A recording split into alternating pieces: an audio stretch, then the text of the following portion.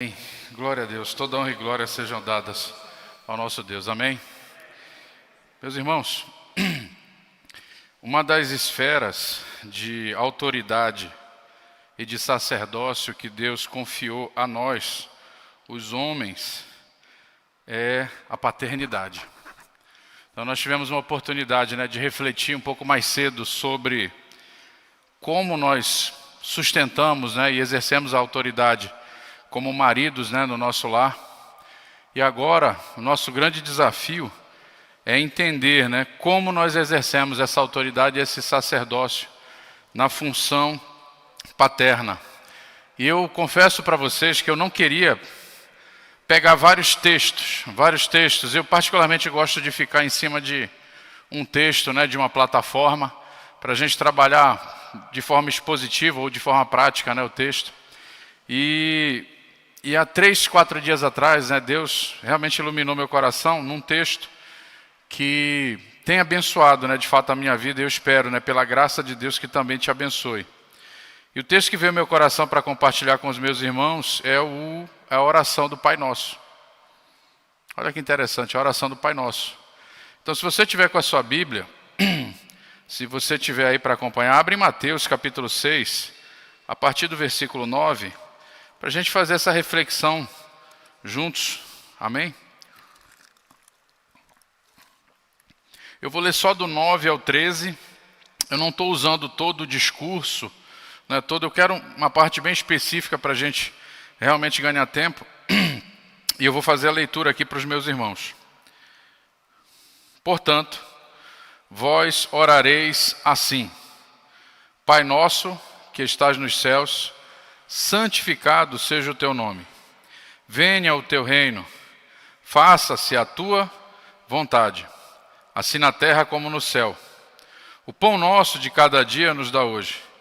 Perdoa as nossas dívidas, assim como nós temos perdoado aos nossos devedores. E não nos deixes cair em tentação, mas livra-nos do mal, pois teu o reino, o poder e a glória para sempre. Amém. E a perspectiva, que eu peguei do texto é justamente isso, um filho se voltando para um pai. Lógico que o texto aqui, dentro do seu contexto original, tudo, ele vai estar falando para Deus, nós como filhos, apontando realmente para Deus.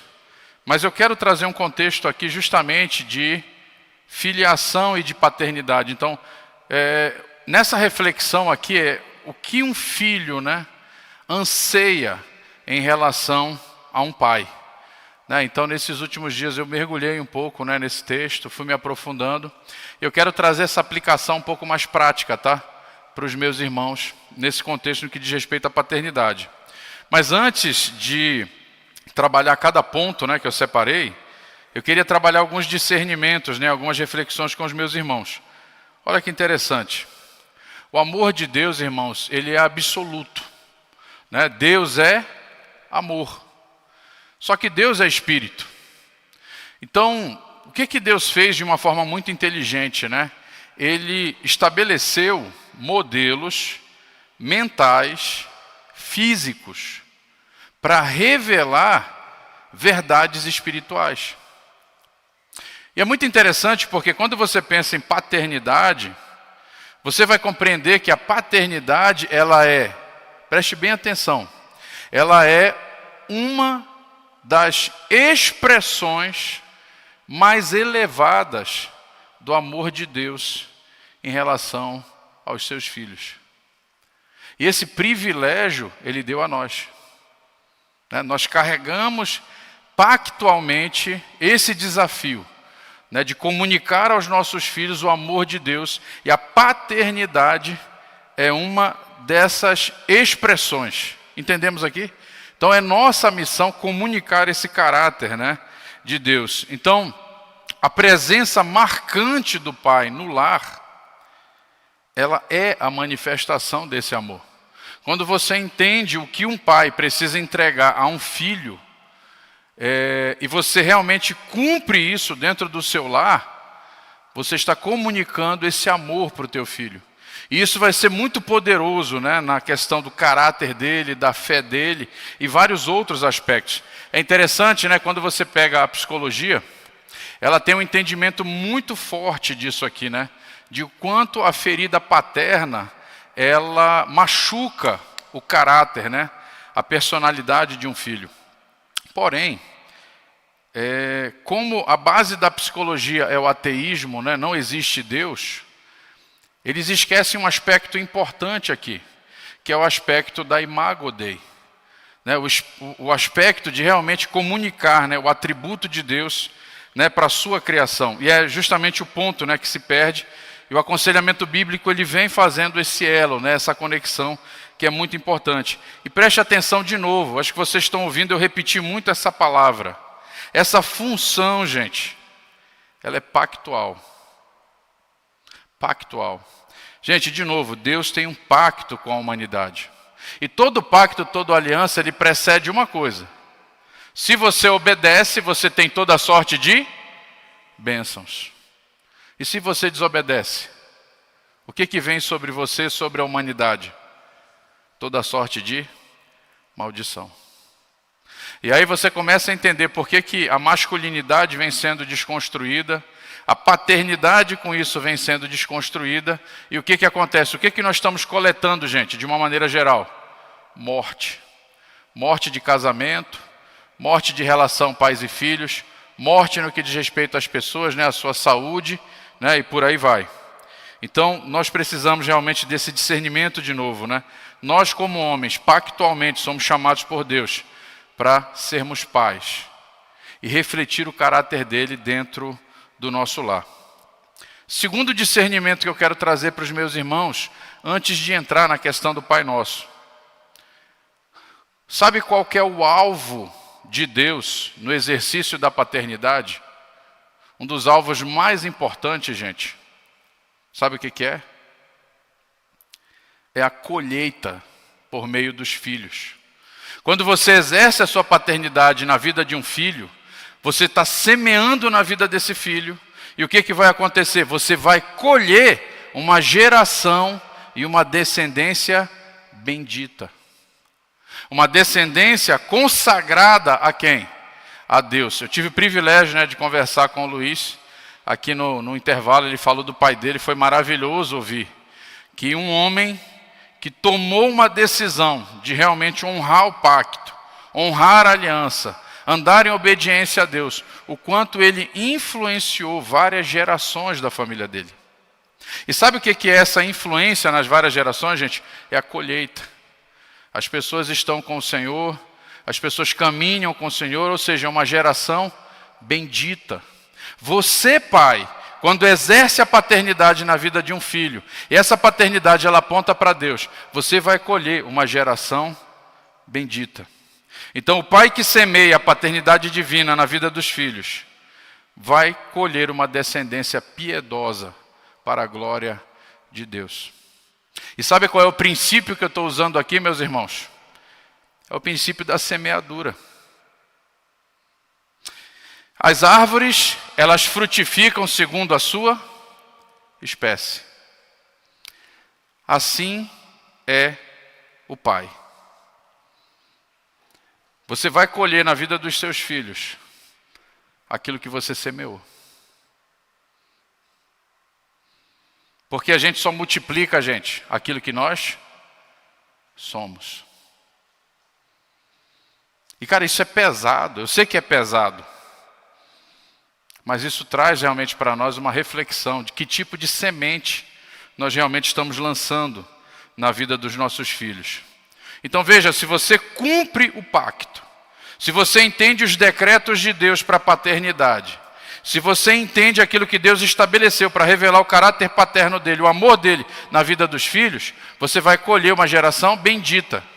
Mas se você não faz, você vai colher uma geração maldita. E sabe o que acontece, irmãos?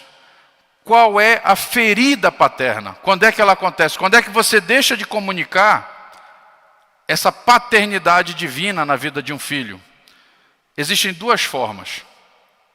A partir da ausência ou a partir da sua presença deformada dentro do lar, na vida desses filhos. Quando você pensa em ausência, é o quê? É aquele pai que engravida várias mulheres, não assume responsabilidade pela criação desses filhos, não assume a responsabilidade, de revelar o caráter de Deus na vida desses filhos. Esses filhos crescem sem um referencial paterno divino. Mas eu preciso alertar os meus irmãos numa coisa. Gente, paternidade não deixa vácuo. Entenderam aqui? Paternidade não deixa vácuo. Se você não preencheu de forma divina, com a espiritualidade correta na vida do teu filho, essa paternidade, outra pessoa vai assumir esse lugar. Os pais da rua, os pais da escola, o pai governo, ou por aí vai. Algum pai vai ganhar o coração do seu filho. Por quê? Aquele coração ficou vulnerável. E esse coração de filho, ele vai se apegar a alguma coisa. E é nessa hora, gente, que nós perdemos o coração dos nossos filhos. Sabe, o pai que não assume, não aparece, não comparece. Ele engravidou a mãe e desapareceu na vida. Prometeu milhares de coisas para aquela mulher, mas a partir do momento que ela engravida, ele desaparece da vida dela. Ele não é casado com ela, ele não tem uma aliança diante de Deus. Aquela relação sexual não está protegida por um pacto. Ela é só por conta de prazer. E sabe o que é que acontece? Quando você só escolhe baseado em prazer, quando a responsabilidade chega, você vai embora. É por isso que essas coisas, gente, elas precisam estar protegidas pelo pacto. O prazer sexual do casamento, ele precisa estar protegido por um pacto, para que haja compromisso e para que haja responsabilidade. Senão, gente, vai haver um furo, vai haver uma brecha, vai haver um buraco aqui. E sabe o que vai acontecer? Alguém vai preencher a brecha e vai levar o coração do seu filho com ele. Então, a paternidade divina, ela deixa de ser comunicada por conta da ausência. Segundo aspecto, presença deformada. Ou seja, você casou com a mãe do seu filho, você está dentro de casa, porém, a sua presença dentro de casa é passiva. A sua mulher veste a calça dentro do lar. É ela que conserta as coisas dentro do lar. É ela que dirige as coisas, é ela que decide onde os filhos vão estudar, como eles vão estudar, o que eles vão fazer, como eles vão fazer, se eles podem ou não podem fazer alguma coisa. Você simplesmente largou na mão da sua esposa aquela questão. E eu vou dizer um negócio para você, gente, quando a presença feminina é mais forte dentro do lar, há muitos casos percentualmente de homossexualismo. E o termo correto é esse, eu já expliquei da outra vez para vocês. E não tem a ver com doença, tem a ver com estilo de vida. Então, se a sua mulher é mais presente dentro de casa, você é passivo, ou seja, vulgarmente chamado um marido banana, há uma grande chance seu filho tomar aversão pela figura masculina e abraçar e receber de forma simbiótica a feminilidade da sua esposa. Eu acompanho homens nesse sentido. E eu vejo quanto a presença deformada, passiva de um pai, ela é cruel na vida de um filho e na vida de uma filha também. Então você tem que tomar muito cuidado.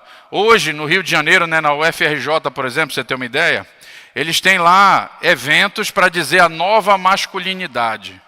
Resumindo, elas querem que a mulher vista calça e eles querem que os homens sejam bananas. E isso vai gerar o que, gente? Mais homossexualismo. Isso vai deformando realmente o caráter dos filhos, que vão absorvendo esse caráter feminino realmente da mãe. Então a gente tem que dar uma atenção especial nisso. E a autoridade fica completamente comprometida, né? E a segunda presença deformada de um pai dentro do lar, gente, é a marginalidade. O que é uma presença marginal? É quando o homem é agressivo, é violento, é irresponsável com as finanças. Ele é irresponsável no que diz respeito às suas responsabilidades. Ele é grosseiro, ele é bruto, ele não tem paciência. Ele sai batendo nos filhos todos os dias. Ele não aplica uma disciplina inteligente. Ele pune os filhos, ele castiga os filhos. Ele não aplica uma disciplina que faz o coração desse filho amar, no caso, a correção e a obediência. Essa presença, esse pai marginal, ele é adúltero, ele é imoral, ele é prostituto, ele é drogado. Vocês estão entendendo aqui o ponto que é a marginalidade? Isso também, gente, fere profundamente o coração de um filho. E esse filho, ele vai responder a isso de forma passiva ou de forma agressiva. Ou esse filho vai ter desejo de se matar, ou esse filho vai se tornar um homicida. Eu já tratei vários homens que, inclusive, mataram os seus pais para lidar com esse tipo de marginalidade, só para você entender para que lado isso vai. Gente, isso aqui faz sentido ou não? Faz muito sentido. Então, quando você é ausente, ou quando você é passivo, ou marginalizado, a paternidade que vai ser comunicada para o seu filho tem uma espiritualidade totalmente diferente da espiritualidade de Deus. Baseado nisso, nesse discernimento, quando você olha para a oração do Pai Nosso, é muito rico, né? Então, nós pegamos alguns princípios e alguns atributos que eu quero compartilhar com vocês para que a gente possa caminhar. Se vocês quiserem jogar, né, os versículos no telão, fiquem à vontade. Mas vamos lá, olha o início aqui, ó. Pai Nosso que estás nos céus. De novo, gente, a aplicação correta desse texto é quando você faz uma exposição que aponta toda para Deus. Mas vocês estão entendendo a minha intenção aqui, né? Um filho se direcionando para o pai e clamando diretamente ao pai.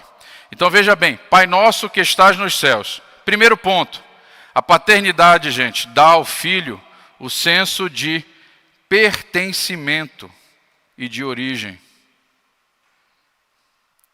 Eu sei de onde eu vim, eu sei para onde vou. A nossa primeira filha, né, minha e da Railca, no caso, ela era filha adotada minha e filha biológica da minha esposa. Ela faleceu tem pouco mais de 2 anos e 1 mês. Foi muito interessante uma experiência que nós tivemos nesse contexto aqui com ela. Ela chegou e disse assim: por que eu tenho que fazer tal coisa que você me pediu? E nós dissemos: porque você é nossa. Você pertence a nós. Ela ficou sem reação. Ela ficou assim: porque você é minha. Vocês entenderam o efeito do Pai Nosso? Essa presença, gente, ela precisa ser uma presença marcante. Ela precisa ser uma presença significativa. Ela precisa ser uma presença que o seu filho perceba. E digo mais, gente, não é o tempo que você passa com o seu filho em si. Ah, eu tenho que passar então 4 horas por dia, 5 horas por dia. Não, eu não estou falando isso. Olha o que o texto diz: Pai Nosso que estás nos céus. Gente, mas é o que você representa na vida do seu filho. É quando há uma necessidade, quando há uma demanda do seu filho, quando há algo que o seu filho precisa, você está lá. Você está pronto. Ainda que você não esteja em casa, você está trabalhando. Mas o seu filho sabe que você vai resolver aquilo e que está tranquilo. Eu lembro de uma história muito engraçada. Quem conta ela é um pastor amigo meu. Ele diz o seguinte, né? Olha, tinha um cara, pintor. O cara tinha uns 2 metros de altura. Sabe aquele cara bem brutão, italianão, bem bruto? E ele estava pintando, né, um muro, e um menininho de 5 anos apareceu lá e começou a mexer nas tintas. E aí ele disse assim: sai daqui, menino, senão eu te dou um cascudo. Aí o menino olha para ele e diz assim: vou falar com meu pai. Virou as costas, foi embora. Isso foi de manhã. Quando foi no final da tarde, ele já estava terminando o expediente dele. E foi muito engraçado, que lá vem o menininho, adivinha quem estava do lado do menininho? O pai. Esse cara tinha 2 metros de altura. O pai do menino devia ter 1,5 metro. Mas ele narrando a história é muito engraçado, porque ele diz que o menininho passou, né, olhando para ele. O pai talvez nem sabia da história, seguiu. Até porque se o pai parasse, não sei, se ele não fosse jiu-jiteiro, ele ia ter problema ali, né? Mas enfim, gente. Vocês entenderam aqui? Que aquele pai com 1,5 metro de altura, ele era significativo e aquele filho se sentia protegido por ele? Ele podia confiar com aquele pai? Sabe, nós todos temos que sair de manhã, para matar um leão todo dia. Às vezes 2, 3, um dinossauro, um crocodilo, um monte de coisa. Então a gente passa boa parte do dia fora. Mas quando a gente volta, essa presença ela tem que ser marcante. Sabe, o seu filho ele tem que saber que ele tem um pai. Às vezes é 1 hora por dia que você consegue sentar com teu filho depois de toda a correria. Mas essa 1 hora ela faz toda a diferença. É a hora mais esperada do dia que o teu filho tem. Estão entendendo aqui, gente? Pai nosso. Esse filho tem que ter esse sentimento de pertencimento. Identidade, gente, é pertencer. Identidade é pertencer. Então você precisa ter essa convicção no coração e precisa ter essa presença marcante na vida do seu filho. Segundo aspecto, santificado seja o teu nome. O pai, gente, ele precisa ser uma referência de honra, santidade, boa conduta para os filhos. E o referencial desse pai sempre é quem? É Deus. Gente, a coisa mais chata, eu já ouvi, eu trabalho com aconselhamento há alguns anos. É quando um filho vem dizer, às vezes já adulto, 40 anos, ele vem dizer, cara, uma das coisas mais chatas da minha vida era que o meu pai era tão irresponsável financeiramente, e as pessoas sempre iam lá para casa, batiam lá, ou elas ligavam lá para casa. E o meu pai me fazia mentir. Dizer que ele não estava. Adivinha essas pessoas que estavam na nossa frente lá, o que elas tinham problema? Tinham problema com dinheiro, estelionato, entre outras coisas. Sabe, gente, autoridade e sacerdócio é uma responsabilidade muito grande. Nosso filho, ele tem que olhar para nós, sabe? Ele tem que olhar para nós. E ainda que seja uma imagem borrada, ele precisa ter uma revelação de quem é Deus. Nós precisamos ter honra, comunicar honra aos nossos filhos. Obediência você não ensina lendo o livro. Obediência você ensina como? Obedecendo. Nós precisamos, gente, ter esse referencial. Eu não estou dizendo que nós não vamos errar. Mas nós precisamos ter isso como um valor no nosso coração. E quando nós errarmos, o que a gente faz, gente? A gente pede perdão. A gente faz caminho de volta. Uma das mentiras que a gente escuta é que, olha, homem não pede perdão, homem não faz isso é fraqueza. Não, gente. Uma das coisas que fez mais a minha esposa me admirar foi justamente quando eu abracei a humildade e a humilhação. E quanto mais humildade eu pratico no meu dia a dia, mais a minha esposa me respeita e me admira. Sabe, nós temos esse desafio. Os nossos filhos estão prestando atenção muito mais naquilo que nós fazemos do que naquilo que nós dizemos. Sim ou não? Sim. Amém, gente? Então, esse é um aspecto. Você, pai, precisa ser esse referencial. Assim como Deus é esse referencial para nós. Nós carregamos essa responsabilidade de forma pactual e nós precisamos fazer isso dentro do nosso lar. Paulo, eu não sei fazer isso. Pede ajuda.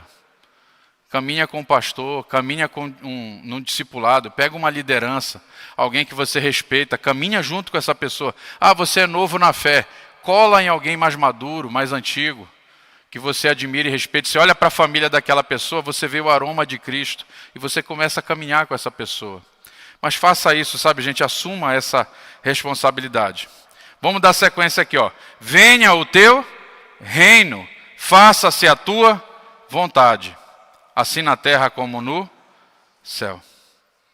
Homens, pais, a responsabilidade é nossa, de educar os nossos filhos segundo o Evangelho de Deus.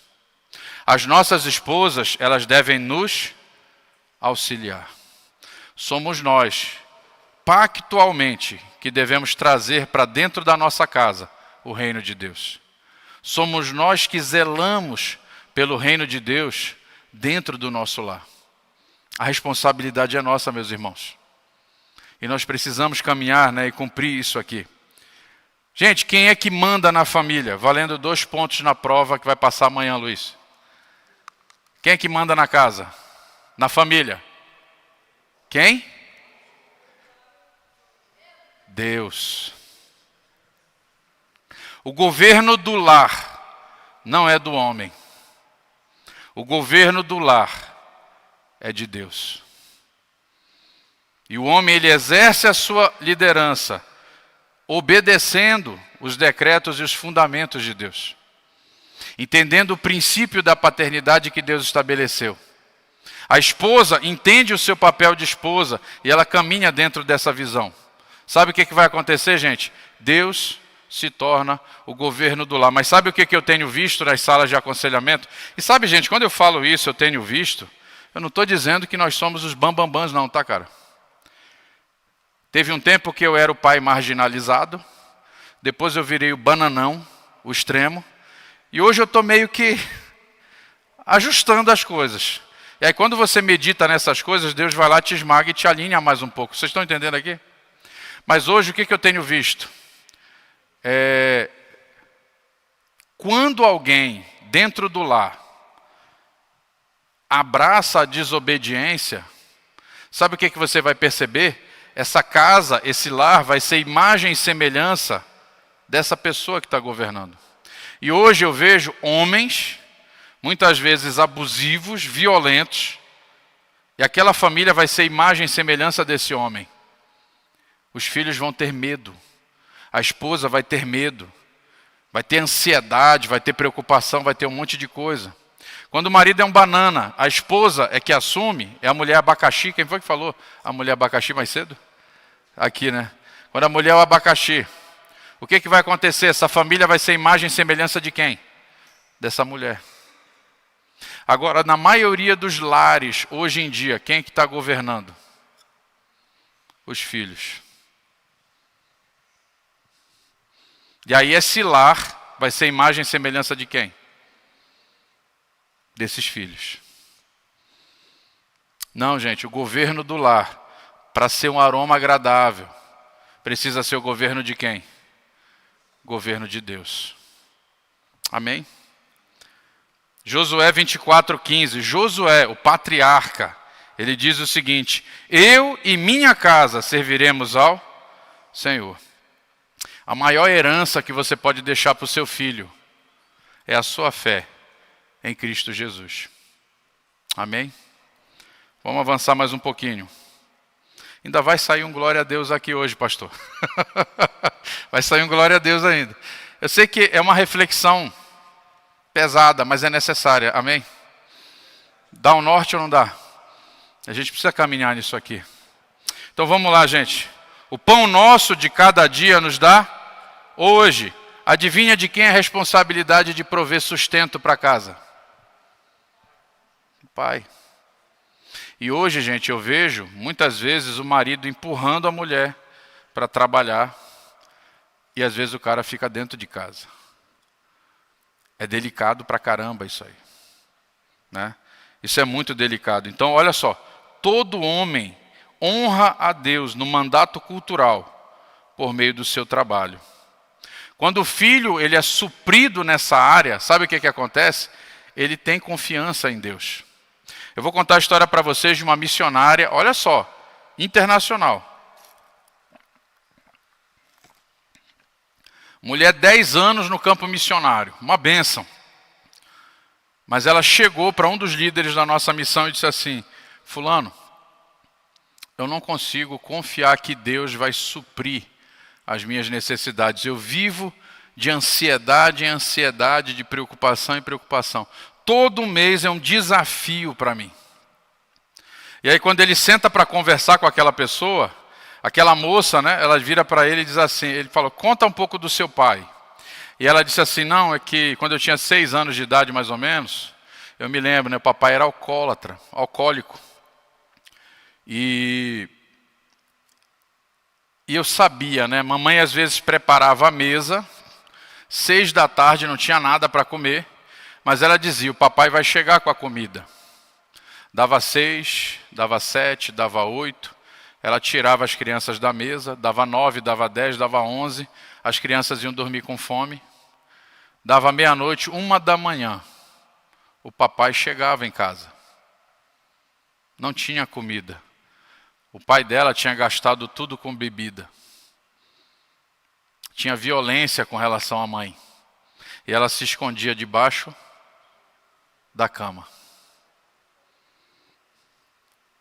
Isso é muito sério, gente. Isso é muito significativo, né? Então nós precisamos realmente prover os nossos filhos. E quando eu falo prover, eu não estou falando só de dinheiro. Prover de atenção, prover de afeto, prover de presença marcante, estar interessado realmente nas necessidades, apoiar esse filho, direcionar esse filho. Nós temos esse papel, né? Esse é o nosso desafio.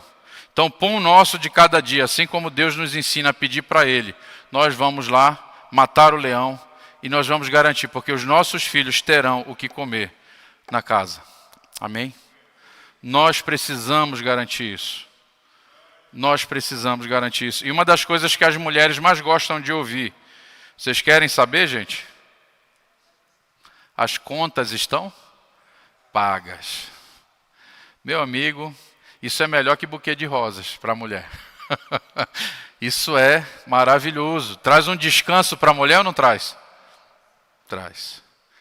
Então você bate no peito e diz assim: as contas vão ser pagas. Pode deixar. Tem um homem nessa casa, casado com você. A responsabilidade é minha. Eu não quero você preocupada. Eu quero você em paz. Eu vou sair, eu só volto hoje do meu trabalho, quando eu vender tudo que eu tenho, depois de fazer tudo que eu tenho que fazer, mas eu vou suprir a minha casa. Entendemos o jogo aqui, galera? Esse é o jogo. Isso é um homem. Isso é um pai. Né? E esse pai, ele precisa garantir essa questão. Esse outro aspecto aqui eu acho muito rico, né? Muito interessante. E não nos deixes cair em tentação, mas livra-nos do mal. Veja, nós ensinamos os nossos filhos sobre moralidade. Obrigado, meu irmão. Nós ensinamos os nossos filhos sobre moralidade. Por que isso é importante, gente? Ensinar os nossos filhos sobre limites. Porque os limites de Deus, eles vão proteger o quê, gente? A vida dos nossos filhos, o relacionamento dos nossos filhos, a espiritualidade dos nossos filhos, a saúde dos nossos filhos. É papel nosso. Veja, um clamor: não nos deixes cair em tentação. Como é que eu, pai terreno, vou fazer isso? Vou instruir o meu filho no caminho que ele deve andar. Amém? Eu preciso fazer isso. Você ensina os limites. De novo, limite e obediência se ensina obedecendo. Ele olhar para você e ele vê. Eu acho muito legal, o Douglas do Jesus Cop, ele fala, né, que o pastorzão lá, o pai dele, o Josué Rodrigues, ele diz assim: eu nunca vi o meu pai chamar um palavrão. Eu nunca vi o meu pai na minha frente murmurar sobre Deus. E olha onde o gurizão tá, gente. O cara é líder de uma das maiores igrejas, né, do Brasil, tem um projeto incrível, tem uma caminhada fantástica. Olha o poder de um pai. Aquilo que a gente estava conversando, né, Luiz? Olha o efeito que um pai que resolveu realmente andar em obediência, cumprir o seu papel sacerdotal, exercer sua autoridade, a influência que ele tem geracionalmente. Assim como um cara que é devastador, ele também deixa um estrago, né, na vida da família, né, de todos os outros. Então, meu irmão, você ensina o seu filho sobre dinheiro, trabalho, sexualidade, relacionamento, vida cristã. Gente, você fala com seu filho sobre masturbação, não a sua mulher. Você fala com seu filho sobre pornografia, não a sua mulher. Você ensina o seu filho sobre sexo, sobre casamento. É você que tem que sentar e ter essa conversa. Ela vem te auxiliando aqui, a tua esposa tem que estar lado a lado. Mas é você que toma a frente. Entendemos, gente, por que as coisas estão bagunçadas? Às vezes o que a gente faz, leva o filho para um lugar, entrega esse filho para imoralidade sexual, e quando a gente tem que fazer o certo, o que acontece? A gente vai lá e não faz. Então a gente precisa realmente desse posicionamento, né? Dessa questão. Nós ensinamos os nossos filhos a lidar com essas questões morais. Eu gostei muito da história de um pai, né? O pai ficou sabendo que o filho roubou. Sabe o que o pai fez? ligou para a polícia e entregou o filho, para o filho pagar. Isso um pai faz. Ele disciplina, só que olha só, a nossa disciplina com relação aos nossos filhos não pode ser uma violência velada. Ela não pode ser uma violência escancarada. Quando você vai disciplinar o seu filho, você precisa conversar com ele. Ensinar por que ele está sendo disciplinado. Você não pode disciplinar o teu filho cheio de raiva, porque você vai alejar o teu filho. Teve a história, eu não sei se essa história é verdadeira, tá? Mas eu ouvi muitas vezes essa história. O menino, ele chegou, o pai comprou um carro novo, o menino foi lá, pegou um prego e escreveu, papai te amo, no carro do pai. E o menino chama o pai quando vê aquilo, o que ele faz? Ele pega a mão do menino e aperta, chega a quebrar a mão do filho. Quebrou a mão do filho. E aí ele leva para o hospital, enfaixa, faz tudo direitinho, beleza. Poucos dias depois, traz o carro de volta, chegou, estava novinho o carro, bonzinho, a pintura foi refeita. Aí o filho olha para aquilo, olha papai, o carro está novinho, a minha mão vai ficar novinha? Minha mão também vai ser consertada? E pelo que eu sei nessa história, ele machucou de um jeito que não dava mais para voltar 100% ao normal a mão desse filho. Vocês entenderam aqui? Então você não faz no momento de raiva, você faz no momento correto. Você viu aquilo, você para, filho, nós vamos conversar tal hora sobre isso. Você espera o momento e você vai lá e conversa. E você diz, olha, o papai vai lhe dar 2 palmadas. Tá? Por causa disso, disso e disso. Você orienta direito e você vai lá e corrige o teu filho. E sabe qual é a chance de teu filho voltar a fazer aquilo? Ela é bem menor a partir de agora. Amém, irmãos? Então, esse é um ponto importante. E mas livra-nos do mal. Eu vou voltar naquele ponto que eu estava encerrando a pregação anterior. Os de fora precisam temer você. Nenhum engraçadinho vai mexer com a sua esposa. Por quê? Porque você está lá. Você está presente na vida dela, mas também você está lá marcando ali o território. Você está firme ali do lado. Ninguém vai mexer nos seus filhos, por quê? Porque vão olhar para você e vão dizer, eu é que não vou mexer, olha esse pai aí. Estão entendendo? Vocês estão vigilantes e alertas. Teve uma vez na escola dos meus filhos, que teve um problema, né, com um professor passou uma lição para minha filha, e eu achei aquela lição tendenciosa. Eu peguei aquilo, eu pedi o telefone do professor e eu liguei para ele. Eu disse, professor, por que o senhor faz isso e o senhor não faz isso aqui? Deixa eu explicar para o senhor, o nosso posicionamento como cristão é esse e não esse. Quando o senhor diz para minha filha fazer essa tarefa aqui, o senhor está induzindo ela a pensar como o senhor quer que ela pense. O certo era o senhor dizer para ela fazer essa tarefa e fazer outra e ela decidir em qual das vias ela vai acreditar. Mas dentro de casa a gente ensina isso aqui para ela. Ele não soube responder. Mas pelo que a minha filha falou, ele parou de passar essas tarefas para ela. Você está de olho nas tarefas dos seus filhos, gente, quando ele chega da escola? Você está prestando atenção no que ele está assistindo no celular? Com quem que ele está falando? O que ele está fazendo? Participa disso. Participa disso porque vai ser muito importante para que você livre o seu filho do mal. Quem ouviu a história da menina de 12 anos lá no Rio de Janeiro, que entrou num Uber e foi parar no Maranhão? Vocês ouviram essa história? Os pais estavam acompanhando, gente?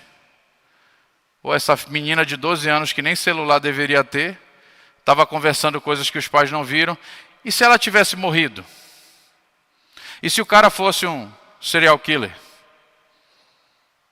Era só um pedófilo, que já é muita coisa. Se tivesse matado a menina, se tivesse feito outras coisas, olha só, livra-nos do mal. Nós precisamos manter uma posição, irmãos, de vigilância dentro do lar. Essa missão é nossa.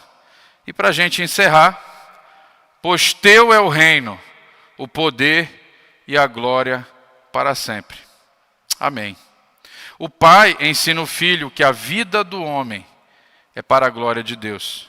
E gozar de um relacionamento profundo com Ele. Gente, o que dá sentido a um filho? É você entender realmente os mandatos da criação e você ensinar o seu filho. Primeiro aspecto aqui, ó. Amar a Deus de todo o coração e andar os seus caminhos. O que é isso?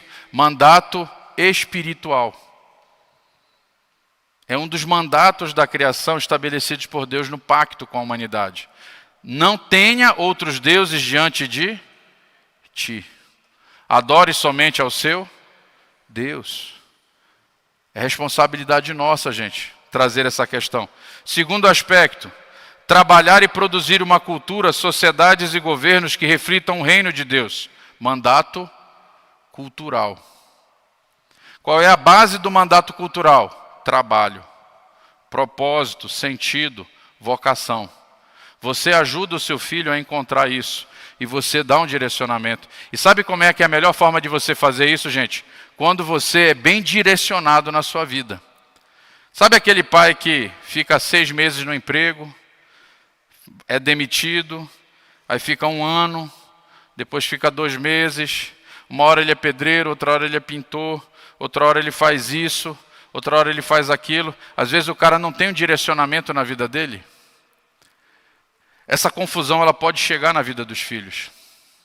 E é muito importante que você tenha um direcionamento, o seu propósito, o seu sentido, ele seja muito claro e muito bem definido. Porque isso vai ser um referencial também. Já conhecem pessoas que fizeram vestibular para tecnologia? Aí começaram a cursar a faculdade, passou 6 meses, não é isso, aí fez para direito. Ficou 1 ano e meio, não terminou, aí foi para medicina. Aí depois foi não sei o que, largou, virou mochileiro e depois voltou. É mais ou menos isso. Essa pessoa precisa de um direcionamento, precisa entender seu propósito. E o mandato social, que é o último, ou seja, você precisa preparar os seus filhos para casar, para ter filhos e criar esses filhos para a glória de quem? Para a glória de Deus. Mandato social. O alicerce de uma sociedade é o que, queridos? É o casamento, é a família. E a partir disso, do casamento e da família, você formar sociedades que são sólidas, né? E sabe, gente, eu acho que eu pulei um aqui que era muito importante. Aqui, ó. Eu falei sobre esse, perdoa-nos as nossas dívidas, assim como nós temos perdoado aos nossos devedores. Eu acho que eu não falei desse. Sabia que eu tinha pulado um. Pai, você ensina o seu filho a lidar com as suas falhas e as falhas das outras pessoas. Você ensina o seu filho a levar um tombo e a se levantar. Tem uma frase muito legal, cara, que eu assisti no filme do Batman. E foi o meu pai que fez eu prestar atenção. Lá no filme do Batman, aquele dos mais antigos, né? Eu tenho 44. Ele diz o seguinte: Bruce, por que a gente cai? Para aprender a se levantar. Então, sabe, nas maiores conquistas do seu filho, você tem que estar do lado dele. Mas nos maiores tombos e frustrações, você tem que estar lá para dar o braço e ajudar ele a se levantar. E mais do que isso, ensinar o seu filho a levantar. Hoje nós vivemos numa geração de coitadinho, de vítima. Todo mundo é vítima. Ai, ninguém pode se ofender, ninguém pode fazer nada. Olha aí, gente, uma geração fraca. Uma geração que não suporta nada. Quem é da geração da Havaiana voadora aí? Levanta a mão aí.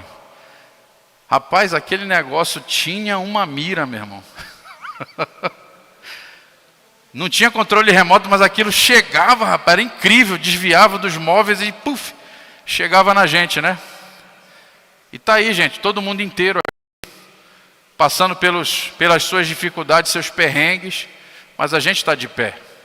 Uma sociedade, gente, que valoriza muito o prazer, se torna uma sociedade fraca, porque quando chega a hora do sacrifício, da renúncia, do sofrimento e da dor, essa pessoa não suporta. Ela não resiste a isso.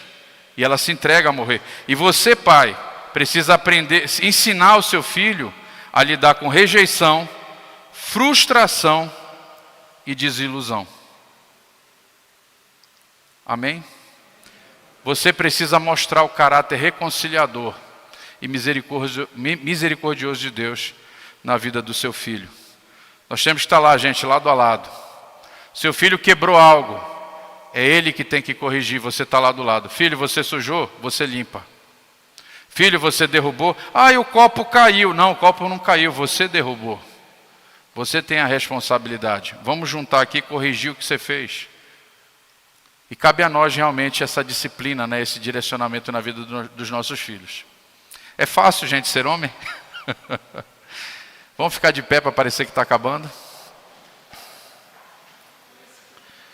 Não sei se está previsto o Ministério de Louvor tocar aqui um louvor bem bacana para a gente. Mas de todo o meu coração, gente, eu tenho refletido nessas coisas, eu tenho meditado nessas coisas nos últimos dias. E eu posso dizer para vocês que como pai, como marido, eu já não sou aquele cara lá de trás, de 20 anos atrás. Mas eu ainda tenho uma boa caminhada, né, para melhorar. Mas são instruções na Bíblia, né, na palavra de Deus como essa, né, que são uma luz, né, para o meu caminho. E eu espero de todo o meu coração que esse tempo que você investiu aqui na sua família tenha sido um tempo de bênção. Eu espero que você esteja se sentindo bastante desconfortável. Porque todo o processo de cura, de mudança e de transformação, ele é desconfortável.